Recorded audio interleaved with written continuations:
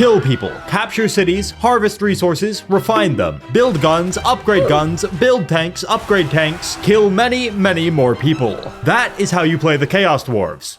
I'm not playing Chaos Dwarves. One cannot generate value and or Geneva Convention violations without one important ingredient: labor.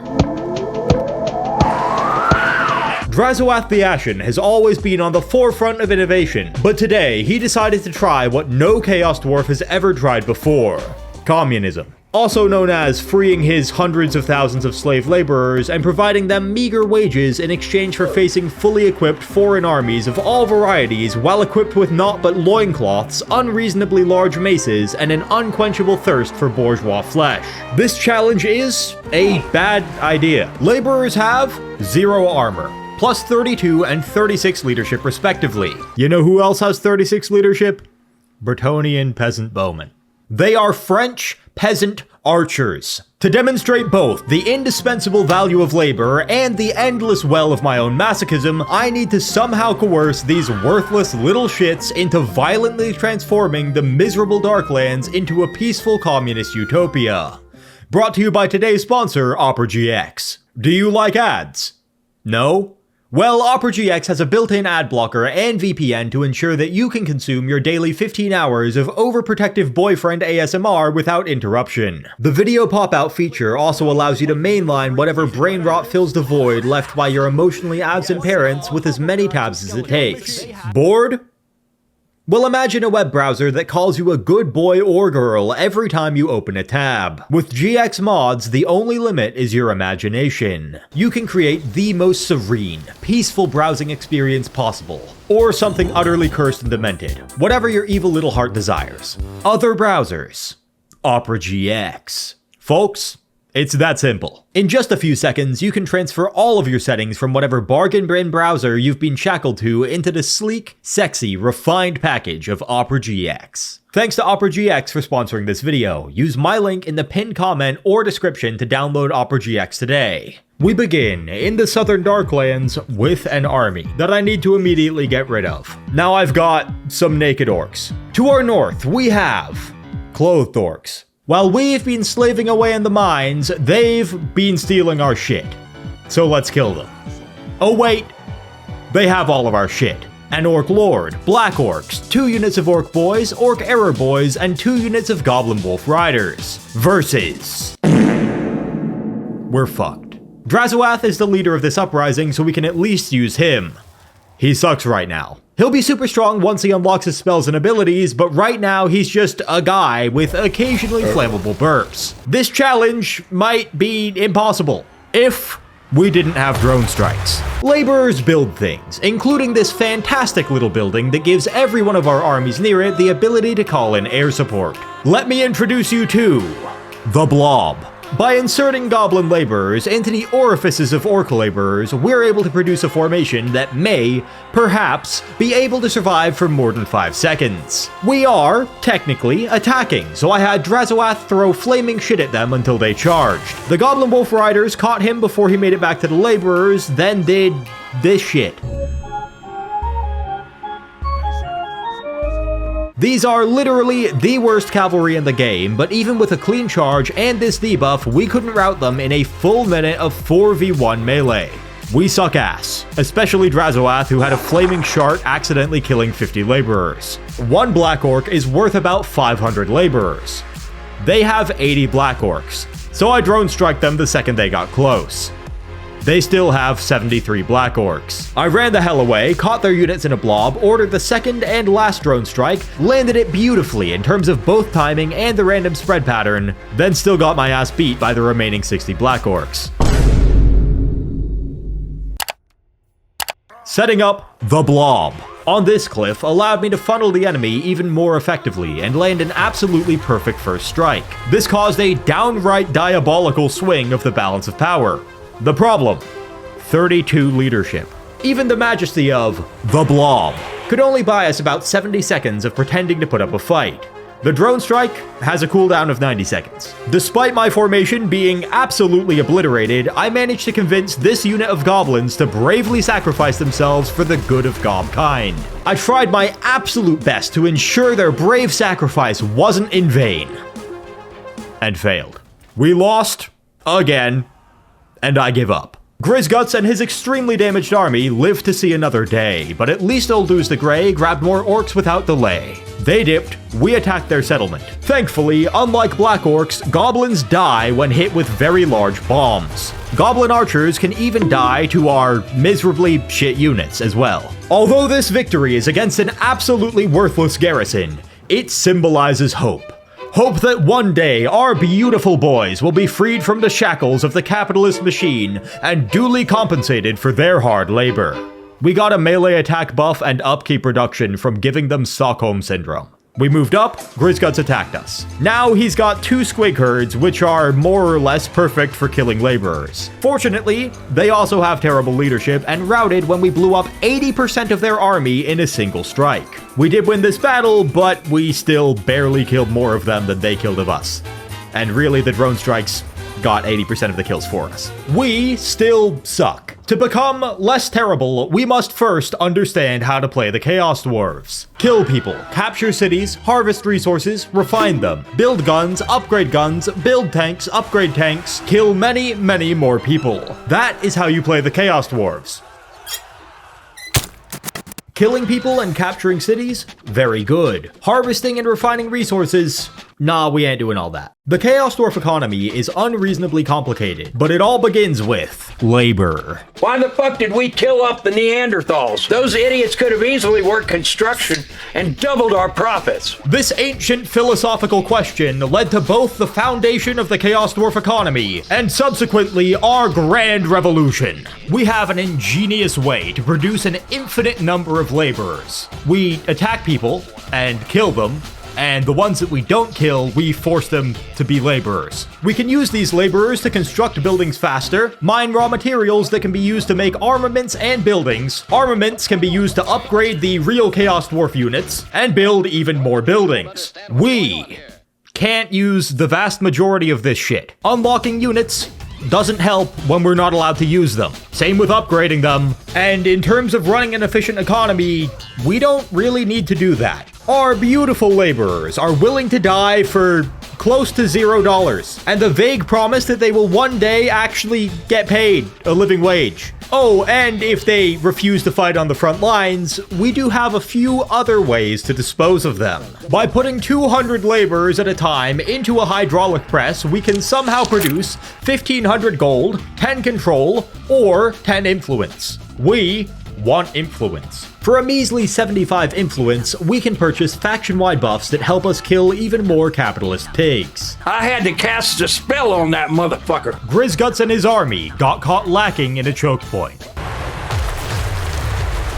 The extra magic is already coming in handy for Ulduz the Grey, who used it to suck the metaphorical skin off of Grizgut's soul. They are dead, and we are rich. Now it's time for us to begin our real military campaign and launch an immediate assault against the United States of America overlords of Zarduk. Problem: no boom. Boom only in adjacent regions to the Mortar region. Me thought boom in regions adjacent to Mortar's province. Stupid brain. They have a real army. We do not. But I have a plan. First, I waited for them to sally out and attack me. Second, 2,740 naked green men with hammers cuddling for warmth, safety, and sexual satisfaction in a small forest surrounded on 3 sides by scenic, utterly impassable stone cliffs. Their only option: a frontal assault. Our leadership may be ass, but with such a tight formation, they aren't able to kill us in melee fast enough to rout us. Chaos Dwarf warriors are a lot stronger than we are, but their biggest strengths are their armor and armor-piercing damage. We have no armor, but very good armor-piercing damage, allowing us to trade very efficiently against them. Their 3 units of blunderbusses could kill literally all of us if we let them, but they're preoccupied shooting their own units in the back because they have no good angles. Eventually, the edge edge of their line broke, and 1,000 laborers caught their blunderbusses in melee. They killed them slowly and with quite a few casualties, but as soon as they routed, I chased them down to the last man, then suffocated their remaining units in a pile of sweaty green men. We won against a real army without our massive crutch. This challenge might actually be possible.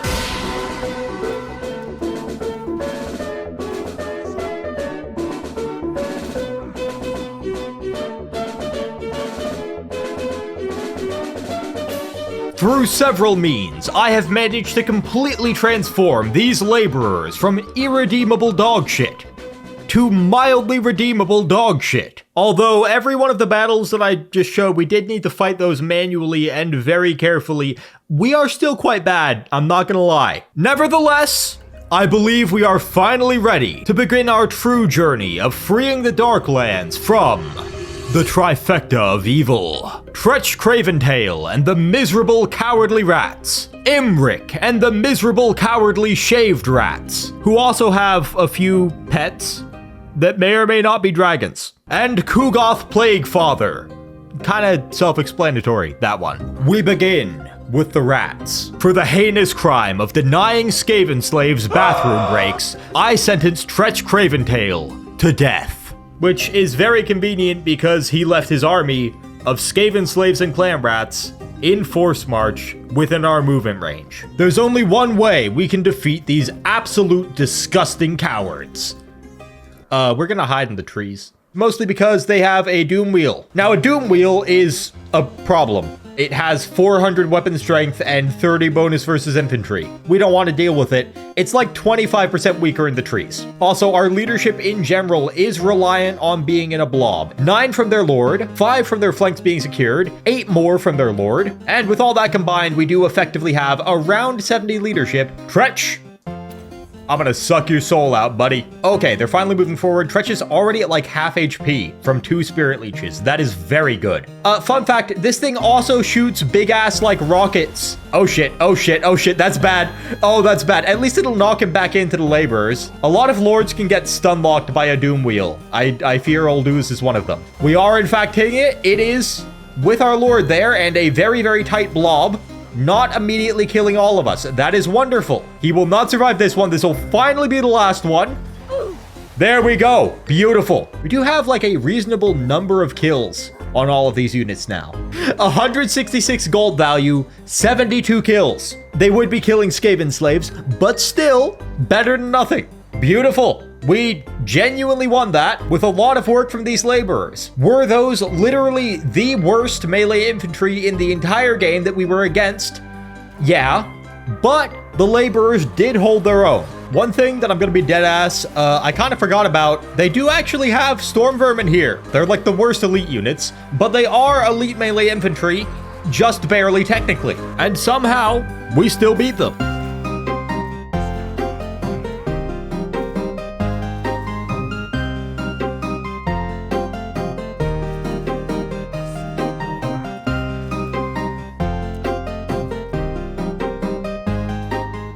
Drazoath and a few thousand of our beautiful boys have been ambushed. Getting ambushed gives you gigantic debuffs to your entire army that we really cannot afford. Warp fire throwers basically shoot toxic sewage. I charged them immediately with everything. I had just enough time to get a nice blob going and stabilize our leadership instead of immediately routing. From here, we go back to the normal plan. That was not good enough. That barely moved the balance of power. Okay, thank fuck, we have a very good blob now. We might actually have a chance. Oh, shit. That is bad. That drone strike killed about 2/3 of our army instantly. But it also killed about 3/4 of their army instantly, so I think we're gonna be okay. Not even a little bit close. The most heroic victory of all time.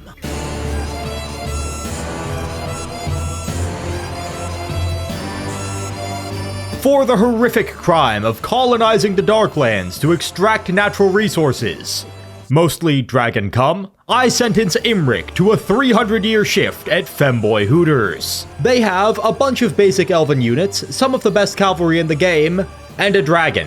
We have 40 units of laborers. Very fortunately, we got the same map from earlier with the forest surrounded on 3 sides by cliffs. The plan is simple. Sweaty green blob.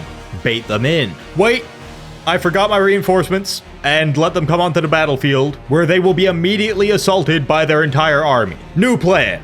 Complete chaos. I have no idea what I'm doing now. I managed to vaguely form 2 blobs because if I didn't, all of our units would have routed immediately. My plan to deal with the dragon is essentially to feed it laborers until it's not hungry anymore. The rest of them should be handled by the drone strikes. Oops. Fortunately, Drazoath has a disgusting new ability that gives a lot of our laborers 24 melee attack for quite a while. With this, alongside all of their other buffs, they could actually kill the High Elves pretty effectively. After a while of letting their archers shoot my laborers, I decided to try to stop them from doing that. This was pretty effective, and I very much should have done it like 2 minutes earlier. Because I forgot about the reinforcements and therefore have a shit formation here, I wasn't really able to force them to blob up for the drone strikes. I killed about 4 of their units and 3 of my units, with the remaining 2. Both of my lords have good single target damage abilities. Initially, I tried to kill Imric with them because that would kill their leadership, but they also have a fire wizard that burned the shit out of me. So I switched back and forth between the 2 of them with my spells, and basically didn't kill either of them until we'd already won the battle. I played this really badly, but they were surprisingly weak, and we are, at this point, starting to get surprisingly strong.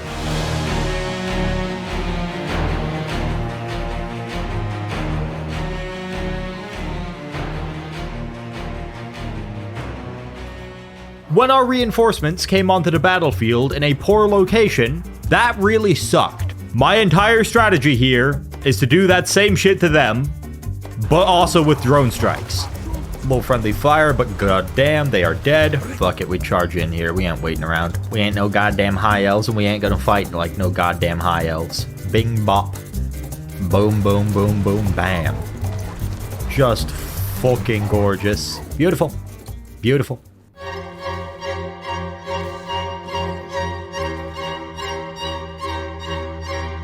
You just killed this lord, by the way. Just straight up murder. Just straight up murder. Okay, so from here we can either charge in or just hold them in place and give them space for this. They're coming in with a pretty wide formation, but I think if we move up to hold them in place, we can kill quite a few units here. God damn. That is very nice. Drazoath finally has his mount, which is extremely, ridiculously strong, allowing him to kill that lord earlier, and also do this. And then kill this lord too. With his maneuverability from being able to fly, the fact that he causes terror, and the fact that he was easily able to kill their lords, he can give them effectively minus 45 leadership. This is ridiculous, and they are all routing pretty much immediately. And then on top of that, we have one last drone strike. Yeah, they're all dead. That should rout all of them. It did. And this was the first genuine, heroic victory of the campaign.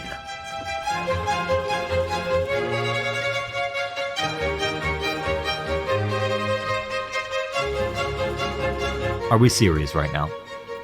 You think that little ass dragon is gonna do shit? No. Olduz the Grey is a fucking gangster. We don't give a shit about a dragon. Stupid ass dragon. Dumbass dragon. Don't fuck with Olduz the Grey. Unwise for your health and safety. Spin the block, spin the block, spin the block. Now back at him. Back at him, back on their ass. Beautifully executed, baby. Gang shit. RIP to one of the 2 enemies, the only one remaining that we need for our short victory. Those goblins have been with us from the very beginning. They have fought valiantly in every single battle and been right by our side this whole time. Fuck them. They weren't pulling their weight, so we're gonna eat their corpses.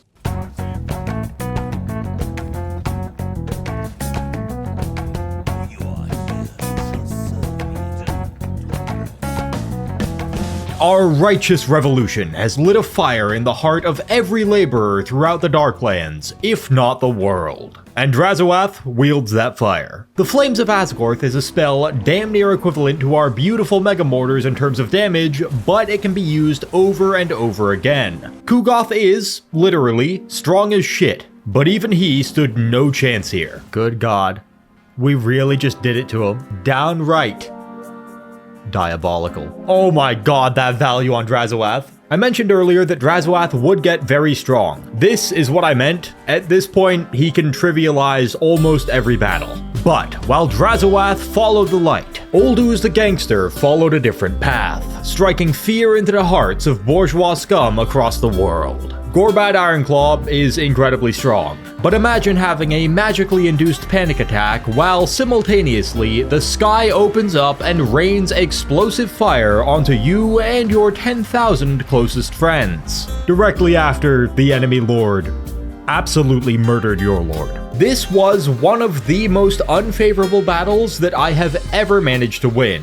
A genuinely heroic victory. The greedy greenskins, filthy plague demons, and even ogre pigs all fell before the wrath of our beautiful laborers. From this point, the sheer momentum of our labor guaranteed us victory. The Darklands are saved. Our hearts and minds are freed. I forgot to plan sufficient agricultural infrastructure, and billions of innocent souls starved. All is as it should be.